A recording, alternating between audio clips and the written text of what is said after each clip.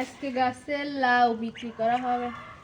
দেখছেন পলিথিন দিয়ে বাঁধা দেওয়ার ফলে কি একটা সুবিধা, এই যে একটা কাটলাম, এটা বিক্রি করব।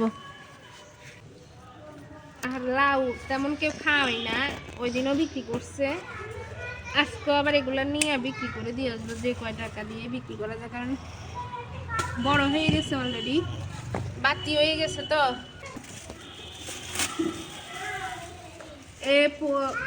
এক ধরনের হলুদ পাখি আছে, এই পাখিগুলো আইসা লাউগুলো আসলে নষ্ট করে দেয়। তো আমরা এই জন্য পলিথিন দিয়ে বাইন্দা দিচ্ছি। মাশাআল্লাহ, দেখছেন কি বড় বড় লাউ হয়েছে, মাশাআল্লাহ।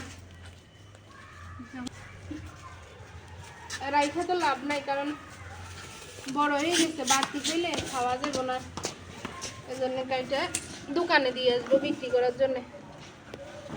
ঠিক আছে।